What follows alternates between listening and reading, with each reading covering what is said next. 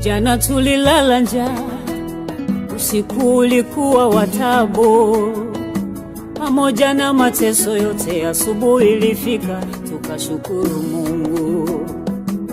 Jana tulilala njaa, usiku ulikuwa wa taabu nyingi, pamoja na mateso yote, asubuhi ilifika tukashukuru Mungu.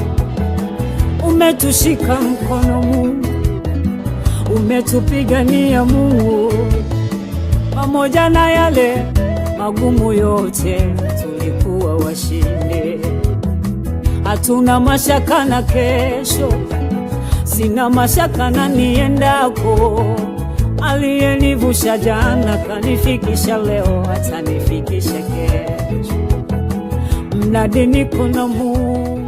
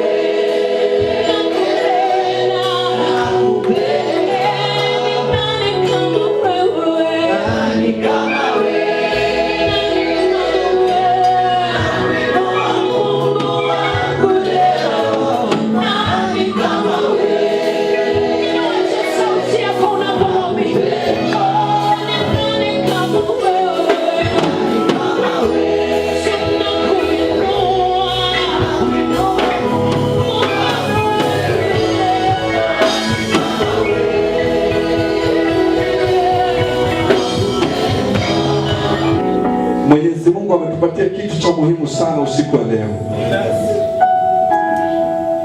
When I read the word of God in the book of Genesis, chapter number 1, verse 26 to 28. God akasema, let us make man in our own image and likeness, and let us give him dominion over every creature of the land, wanyama wote wa majini. Nenda kwenye verse 28, a very important sentence. Genesis chapter 1 verse 28, let him subdue. Amen. Sisi kama mnanipata, let him do what? The meaning of subdue is to overpower. Amen. Is to overcome. Amen. Kusubdue ni kushinda, ni kulemea, to overcome. And that's why katika this night of hope, we are going to overcome every sickness. We are going to subdue every poverty that is, everything that is not from God, according to the word of God in the book of Matthew. Yesu Kristo akasema, kila mmea ambao haujapandwa na Baba nitang'oa kwa mizizi yake. Leo kila mmea ambao haujapandwa na Baba ndani ya maisha yetu unang'oa katika jina la Yesu. You know, through the prophet Isaiah chapter number 43 and verse 2, anajua itafika hiyo point ya wewe utapita katikati ya moto. Amen. God anajua utafika hiyo point, utapita katikati ya maji mengi, maji ambayo yatakuhatarisha, yatataka kukusomba, moto ambao utataka kukuteketeza, but God amekupatia promise. Hiyo maji haitakusomba, huo moto hautakuteketeza, kwa sababu tunakuwa na wewe. And that's why tonight natumia hiyo nguvu ambayo Mwenyezi Mungu amenipatia. Natumia hiyo nguvu na tonight ninakwenda kusubdue. In short, Tonight, mimi ninakataa. I refuse to kneel down before God and to kneel down before me. I refuse to bow down to God and to bow down to sickness at the same time. I refuse. Sijui kama kuna watu hapa wanakataa. Unakataa kupiga magoti mbele zake Yesu. Na unakataa kupigia magoti. Nataka uanze kukataa sasa. Tumia hiyo nguvu ambayo Mwenyezi Mungu amekupatia. Subdue that sickness. Subdue that poverty. Subdue kila kitu ambacho hakiko katika maisha yako, ambacho Mwenyezi Mungu amepanga. Katika jina la Yesu. Katika jina la Yesu ninakataa. Ninakataa kupiga magoti mbele zako Jehova. Ninakataa kupiga magoti mbele zako Jehova, na pia kupiga magoti mbele za binadamu. Ninakataa chini Jehova. Ninakataa.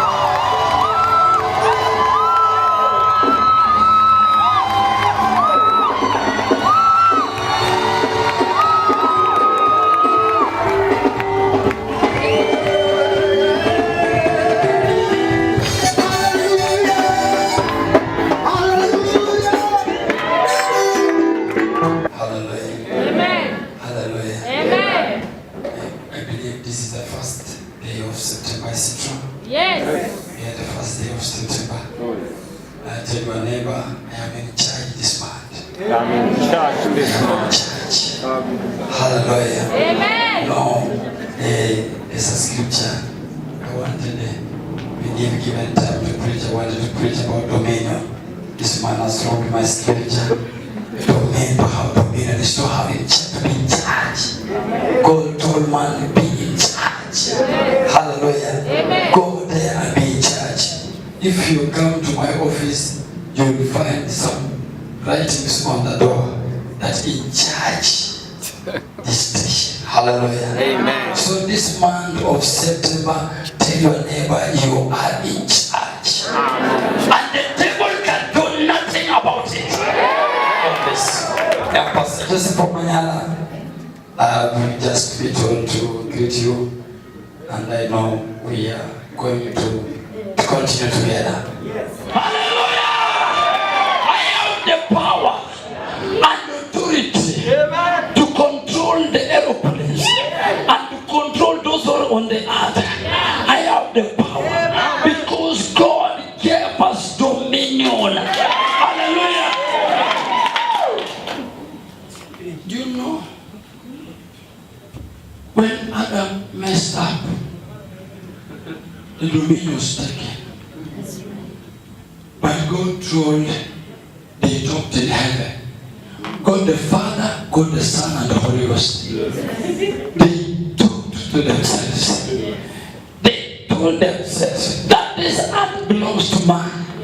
Because the Bible says that He has given the earth to man.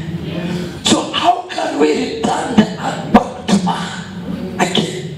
We are not supposed to allow the devil to rule on us. We have to return the earth back to man. Hallelujah.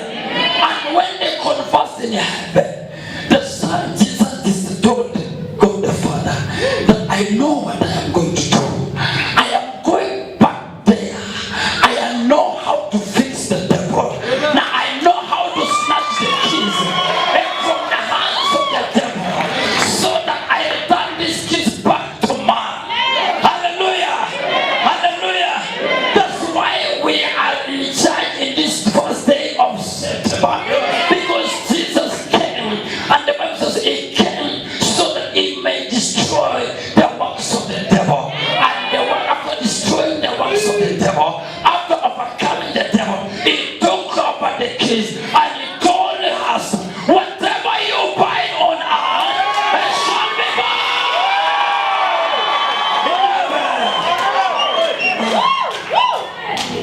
10 minutes are over. So we will at this point. We give it 10 minutes, you pray for 10 minutes and you sit down. And then, oh, you have managed all 15 minutes. Hallelujah. So the Bible says that Jesus told us that whatever you bind on earth, He did not tell us that if you bind sicknesses, He did not tell us that you only bind sicknesses or you only bind demons or He told us whatever you open. So if you go to the bank and you find the check is open check, so you can withdraw any amount you want. The check is not restricted. You can withdraw the amount because the check is not restricted. That's why Jesus said, whatever you buy, there is no restriction in that check. Hallelujah! There is no restriction in the check. Yeah, that's why He said, whatever you buy on earth shall be bound in heaven. Whatever you lose on earth shall be loosed in heaven. Hallelujah! Give somebody a high five, tell him or her that be in charge. Be in charge. From today, be in charge. Take control of the station. Take control of your station. Take control. Tomorrow when you go to the office, or any day you go to the office, tell your boss, I am in charge. Because I am born again. I am in control. Hallelujah. Because I have the keys.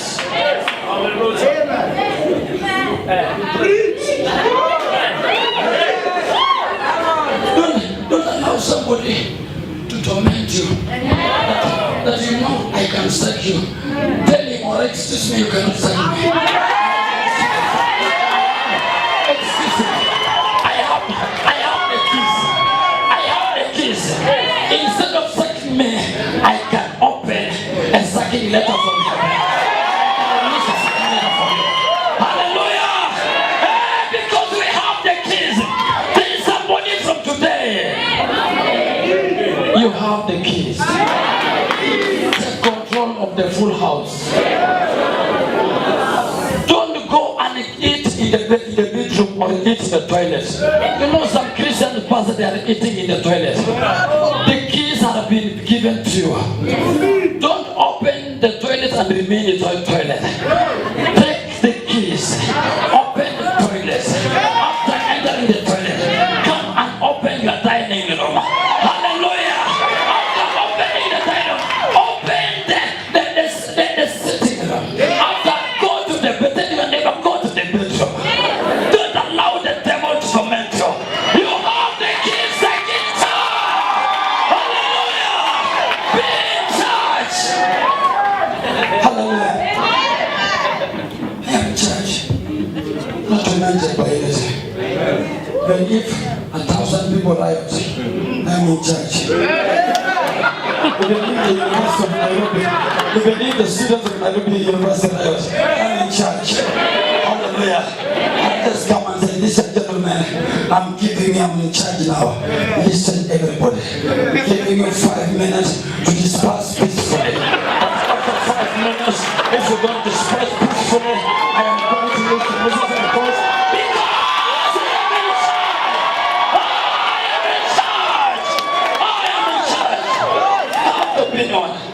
For dollars to be in charge, to have dominion. Hallelujah. Can you clap for Jesus?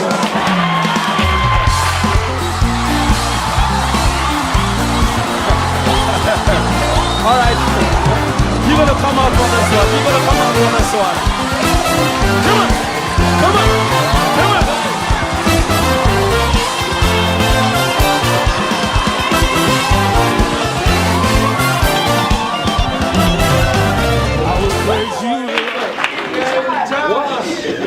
Hallelujah.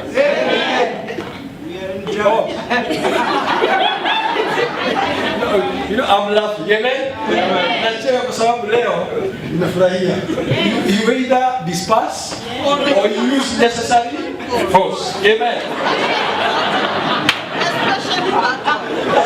Especially that one. Amen. Nimeshabarikiwa. Amen. Kwa sababu leo tunakuja maombi. In fact, you are preached. You know, let me tell you the most amazing thing. Now, he stood up. Where is the gentleman who was talking about the one behind? He stood up, akaanza kusoma Job chapter 14. Nikamwonyesha pastor. Look at Job chapter 14. That is what I wanted to say. There is hope for a tree when it is cut off. But at the scent of water. At the scent of what? Nikaanza kusema sambo limeisha. Amen. Naye pastor Amen. Ameshaamka akasema yeye in charge. So kama umekuja hapa tulikuwa tafuta tukuambiwa anything else. You are in charge. So when we wake up to pray, just pray like you are in charge. We are not requesting for demons to go. We are using necessary force. Hallelujah. Necessary force. Zechariah chapter 3. Hallelujah. Because there's going to be a change of garment, and we are not going to request for the devil to take garments away. We will remove them. Amen. We say, I will remove them. If somebody tries to dress you with the wrong attire, you remove it and you wear the right attire. Amen. The Bible says, then it showed me Joshua, the high priest, standing before the angel of the Lord, and Satan standing at his right hand to oppose him. To oppose him. This was a servant of God in the presence of God, but the devil was there to oppose him. And the Bible says, the Lord said to Satan, the Lord rebuke you, Satan. The Lord who has chosen Jerusalem rebuke you. Is this not a brand plucked out of fire? Now Joshua was clothed with filthy garments and was standing before the angel of the Lord. Then he answered and spoke to those who stood before him, take away the filthy garments from him. And to him he said, see, I have removed your iniquity from you, and I will clothe you with rich robes. And I say, let them put a clean turban on his head. So they put a clean turban on his head, and they put clothes on him. And the angel of the Lord stood by. Nikasema ya kwamba katika ulimwengu ya kiroho, wakati tunaokoka, Mungu anatubadilisha, tunakuwa wafalme. Amen. Na tunakuwa priests. Now when Aaron was made a priest, the first thing that God commanded Moses was to make a garment for Aaron. Priestly garment. Because the moment you are given a position by God, the first thing that happens is a change of garment. Bwana asifiwe. Hallelujah. The moment you are qualified to become a doctor, the next thing that you wear is the white kabuti and the stethoscope that qualifies you to be a doctor. That means when you're not wearing it, it almost becomes impossible for you to operate in that office. Bwana asifiwe. Kwa hivyo Joshua alikuwa ametembelewa na shetani na akatolewa nguo zile alikuwa amepewa na Mungu za high priest. Kwa sababu hii haikuwa the physical. And look at your neighbor, if he's sleeping, tell them wake up. Hebu angalia ni hakuna kulala. Kama unalala utasimama. Bwana asifiwe. I am in charge. Amen. Hallelujah. I am in charge. Kwa hivyo ukilala na kuamka unasimama. So keep your eyes open because I will keep on watching you. So Biblia inasema this was Zekaria ambaye aliona katika maono ya kwamba Joshua ambaye alikuwa ni kuhani mkuu amevalishwa manguo chafu. Nguo chafu. But when he was brought to the Lord, the devil wanted for him to remain in the bad clothes so that he cannot minister as a priest. Naye Mungu akasema ondoa hizi nguo mvalishe zingine mpya. And I said on Sunday, kuna watu wengi ambao wameota ndoto ambazo wamevaa nguo, aidha wewe ni msichana umevaa nguo ambaye wewe ni Mkristo kabisa, lakini kwa ndoto umevalishwa nguo ambaye ni fupi.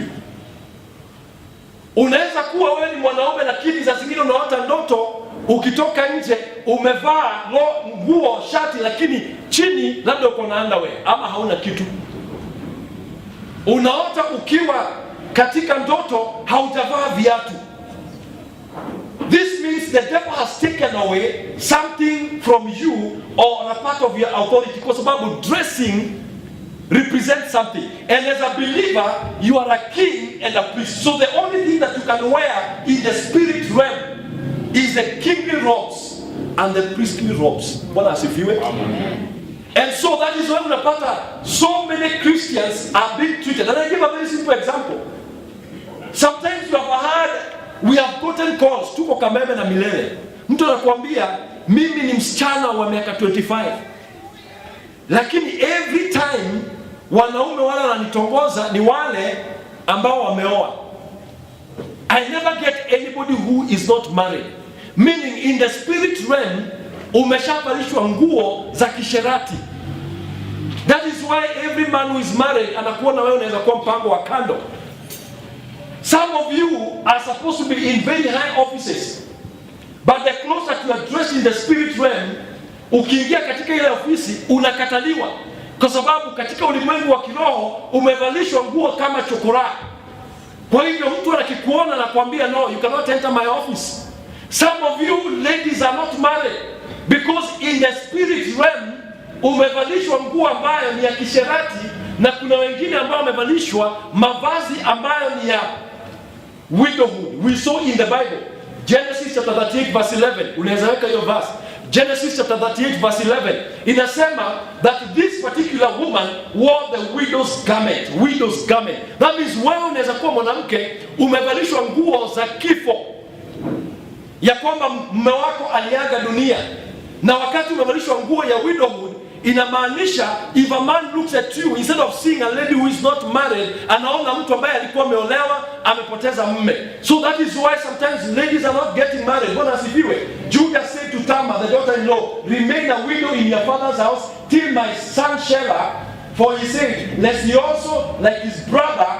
Judah alipitia pale akaangalia zile nguo amevaa akajua huyu ni msherati. Kwa hivyo in the spirit realm the devil has clothed some people in the wrong garments. Bwana asifiwe. And the only garment you're supposed to wear are the priestly garments and the king's garment. So that when you appear anywhere, you are in charge. Can you imagine if somebody came here wearing a king's garment? Amevaa zile mavazi ya mfalme, akisimama hapa anasema I'm a king, everybody will respect the order, because the Bible says there is power in the word of a king. Bwana asifiwe. Some of you are walking in shame because in the dream you are wearing clothes that were not full. Bwana asifiwe. But today we are going to remove those clothes in prayer. Number 2, because that one I just wanted to highlight because you are going to be praying about it.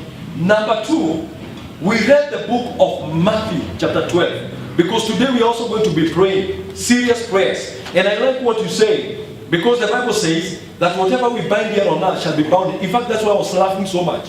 Because today we have come to do some binding. Amen. Sema binding. Sema binding. Leo uko na funguo. Leo ni kufunga. Amen. Kwa sababu kuna watu ambao wamepitia mambo mazito, na ni kwa sababu kuna jamaa ambaye anaitwa strongman. We have been talking about strong man, especially the Wednesday prayers. Let us open the book of Matthew chapter 12 very briefly. Or how can one enter into a strong man's house and plunder his goods unless he first binds the strong man? Unless he first binds the strong man. Unless he first binds the strong man. And then he will plunder his house. He who is not with me is against me. Now listen to me very carefully. Biblia inapatiana strategy. Inasema hivi, you cannot enter into somebody who is stronger than you unless you first bind him. That is when you are able to take what belongs to you. Now this is a fact. In every family, and we have been praying about that, in every family you will find strong men. And strong men in families control how far you go. For example, he was giving a testimony. The brother was giving a testimony here. He said he was 5 years when the parents separated. That means that demonic strong man had already made a declaration how hawataishi pamoja. And some of you are married and you divorced and you cannot even explain mbona tuliwachana. There are some of you who have lost your jobs.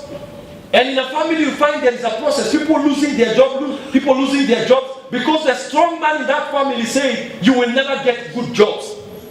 Some of you are qualified for promotion. But the strong man in the family said nobody in this family will go beyond a certain level. That sister gave a testimony. She said she has been going for a passport. And somebody said, you will not get a passport. You will never leave this country. Because probably the strong man of the family has already declared nobody shall go beyond the borders of probably Nairobi. There are some of you who have tried. We have a friend of ours who have been invited even to the White House. White House. A letter was written from White House in America inviting him to go and attend a Christian meeting in the White House during Bush time. A friend of ours, a pastor. He went to the American embassy the first time, the second time, 3 invitations. He has never managed to leave this nation. He showed them this is a letter from the White House. They still declined him. Meaning the strong man has already said, you will never leave this country. There are strong men in families who say you will never pass a certain age. That means your father died at 50. Your father, your younger father or your uncle died at 50. Your mother died at 50. Everybody, nobody passes beyond an age of 50. That means there is a strong man in that family who says you will not go beyond a certain level. Some certain strong men in families declare you will never go beyond a certain level of education. This man gave us a testimony.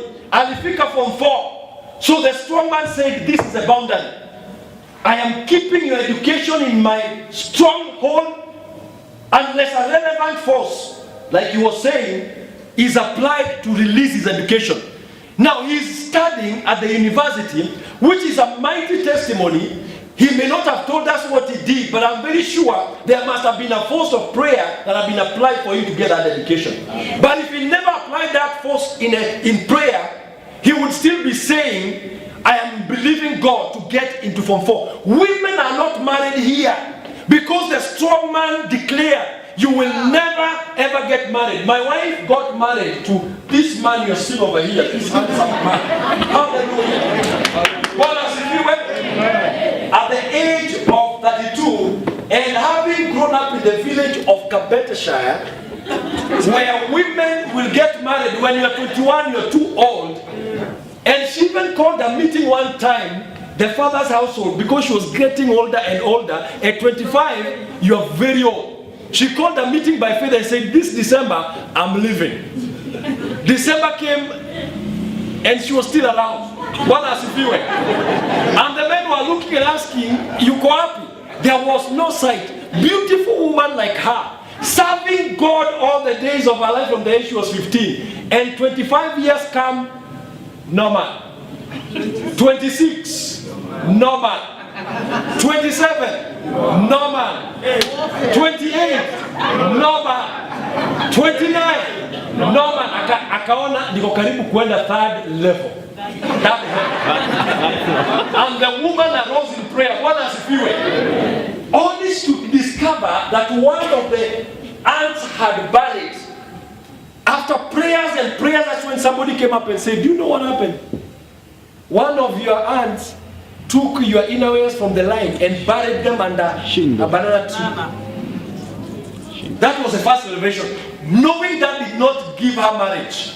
It is now to begin to the battle of the strong man who was keeping them in the bondage of not getting married. The aunt was killed by the same man who wanted to marry her. Can you imagine the devil? You want to marry a woman, then you look at her, you fight her, and you stab her several times and you kill her. Meaning the devil turned and said, no woman in this household is going to get married. So it took warfare. Now the man she wanted to get married to was drinking in a bar next to the church. What does he do? Not knowing that there is somebody. Me, I would go to 3 Wheels. Ilikuwa pale karibu na Adam Zake. I would spend my nights there drinking Guinness for power. The strong man was saying, this man is not leaving alcohol. He cannot leave alcohol. For her, she's praying. She continued to pray. She made warfare. Until one day, sitting in the same bar, I was like, it was a Sunday morning, I am not going to church, and I began to contend. I was like, with the people who were drinking, we never go to church. It's a high time we begin to go to church. Then the man was like, hapana, leo tuende Soul Carnival, alafu hiyo Sunday ingine enda kanisa. For me that day, alcohol became tasteless because somebody was dealing with a strong man that was holding the man down. Hallelujah. That evening we planned to go to Carnival. We were coming from Karen, driving. It began to rain, One tree fell ahead of us. Boom. Barabara kokani. You know, it just fell in front of us. We stopped. So we began kwenda ku reverse gari hivi. Another tree fell. Boom. Katikati ya barabara. I told everybody, unaona vile tulikataa kwenda kanisa. Hii mambo itatu. Unajua pia walevi, wacha niwaambie. Preach to the drunkards. Amen. What? Drunkards are so close to salvation. So the strong man was keeping this man away from her. She made warfare. Until I appeared in church. I was nice. I was wearing Tommy Hilfiger shoes. Amen? Tommy Hilfiger. I was very poor. So that's the only thing that I was shining. But can you imagine if she never did warfare? Today she would be probably... Now listen, the devil brought one man. Because some of the strong men of the house, of your father's house and your mother's house, brought one man. Now let me tell you, this man was not ordinary. This man was excellent. He was from the lake. Hallelujah. I mean, let me tell you, now this guy walks the way I walk today. So I'm the future of that guy. Now, you see, when I entered, I was just walking anyhow, you know. But this guy would, I tell you, he would walk like this. Majestically, good shoes, very good shoes. Man, this guy was excellent. Hallelujah. When I came to the church and they were walking, wana date, like the guy was interested. Dating. They were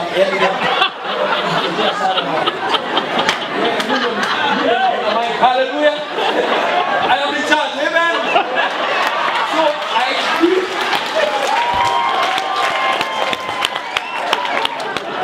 So this man, I saw him.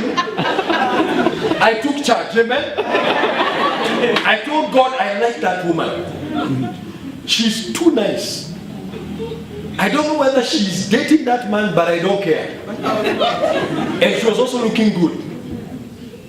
So I went home. I told Father, I want you to take away that woman because I can see she's not married.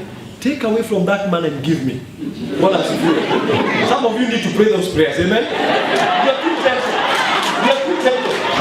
So me, I prayed that prayer. I said, Father, I want to marry that woman.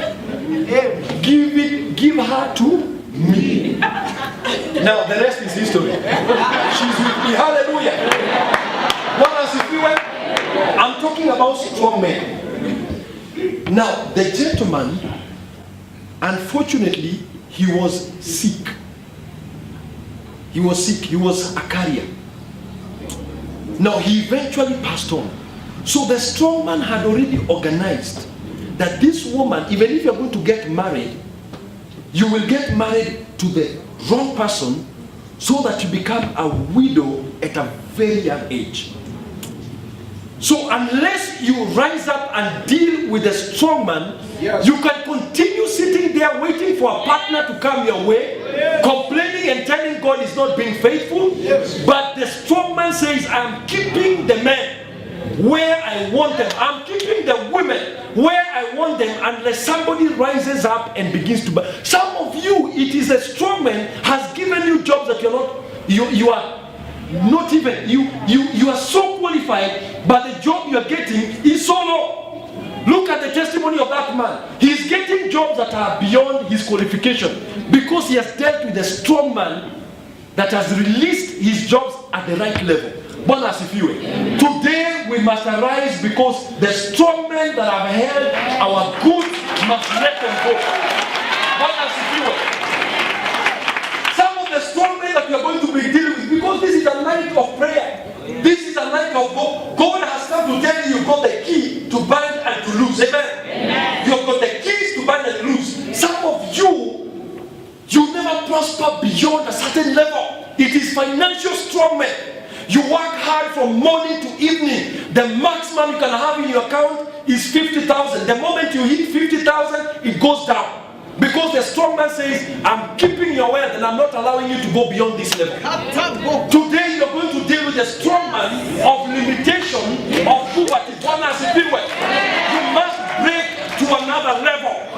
Some of you, it is strong men of sickness. Every year, every cycle, there is a sickness that comes upon you. Unpako unasemaga malaria yangu imerudi. Diarrhea yangu imerudi. You even have diarrhea as whatever, an inheritance. This is not your portion. Bwana asifiwe. Some of the strong men have kept cancer in families. And I say, some people ask, when you go to the doctor, they ask you, does anybody have cancer in your family? And some people ask in affirmative, yes. Because the strong man has taken control of the health of your family, making sure that you will never enjoy good health in your life.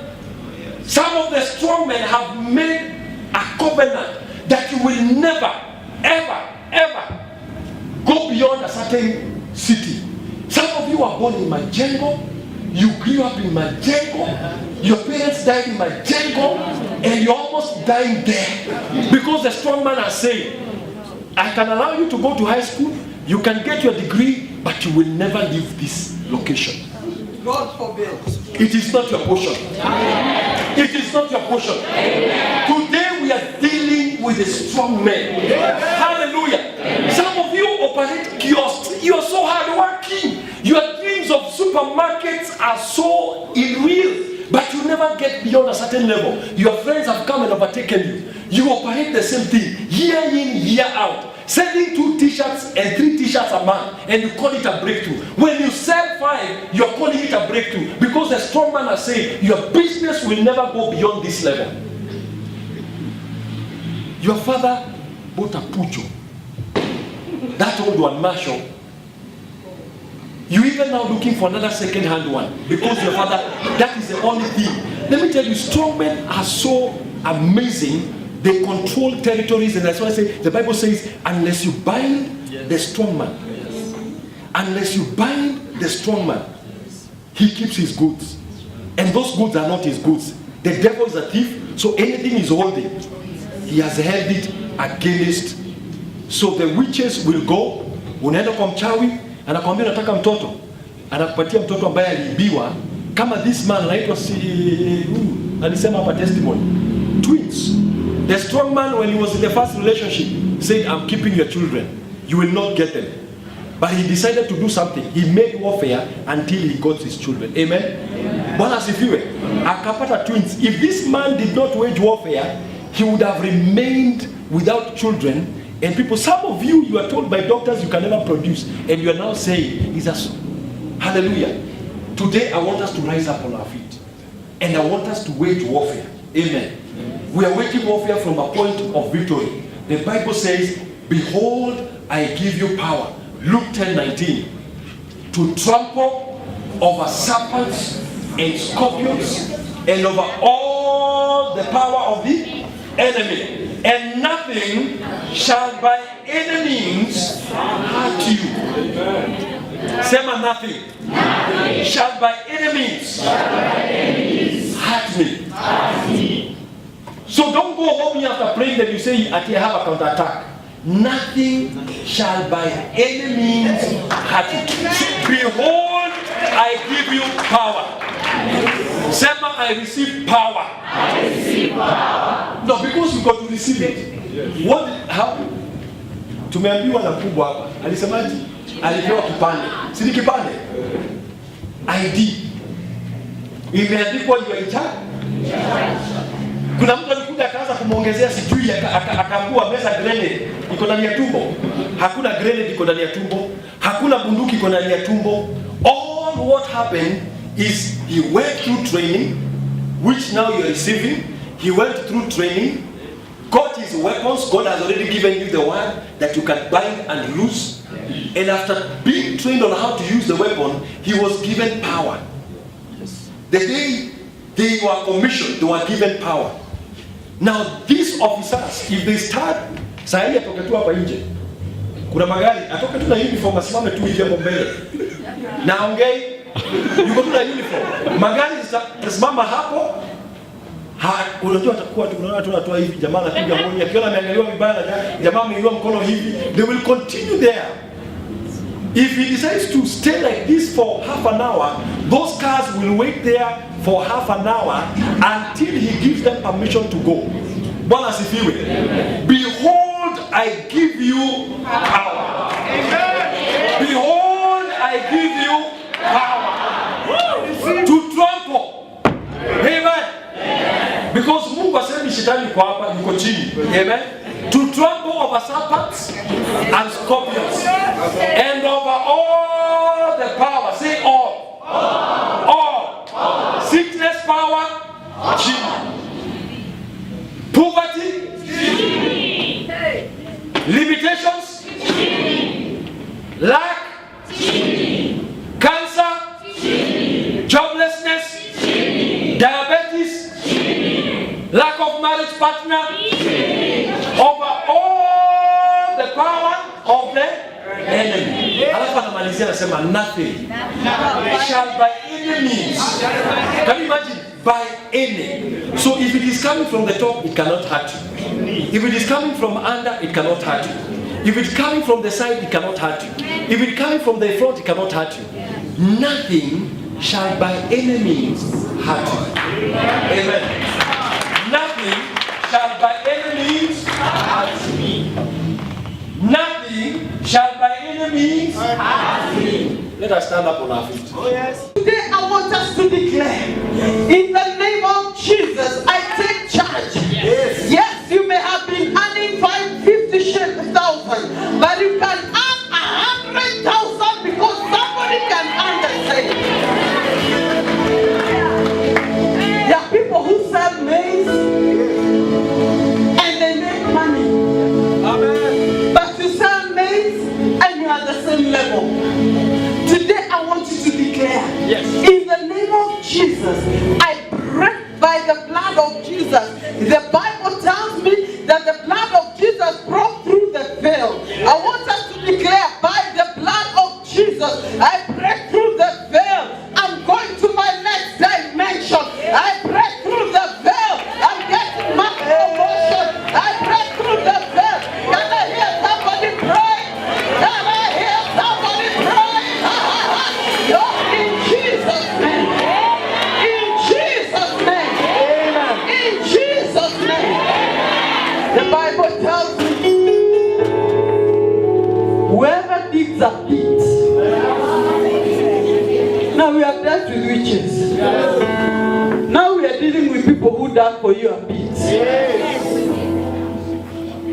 Wanaenda kwa mkubwa, wanakuharibia jina ili usikuwe na promotion.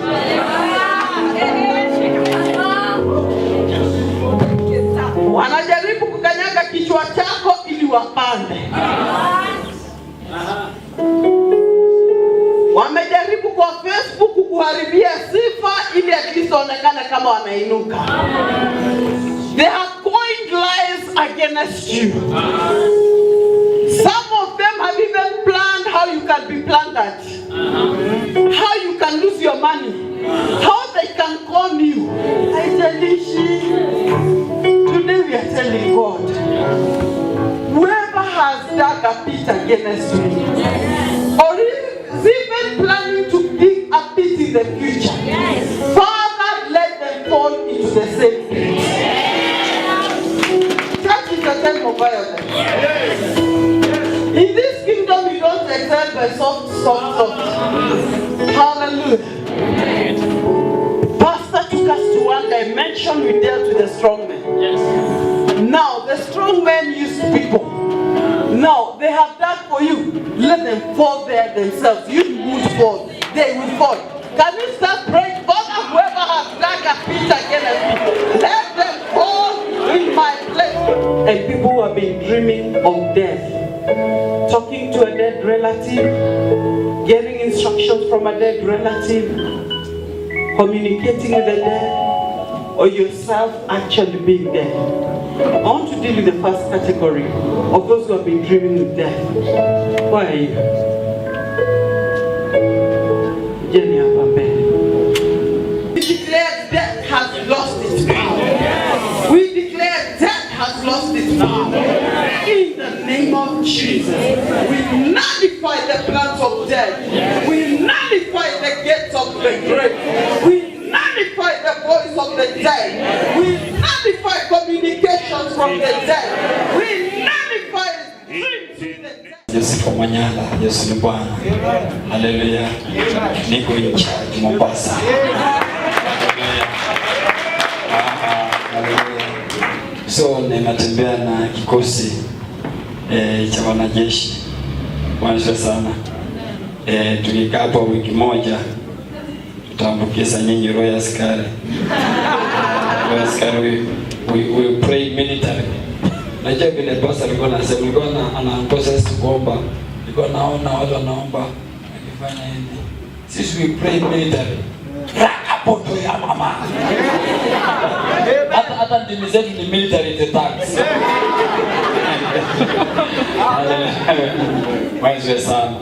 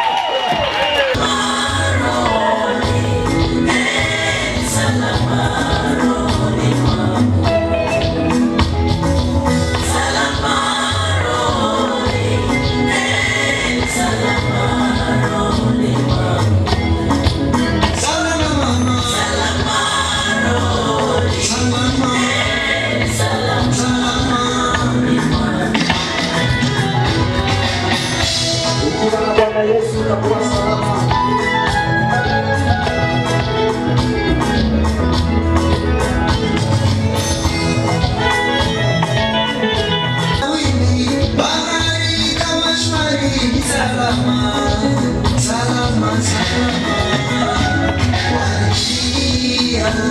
Wanafunzi wa Yesu, mbona twangamia?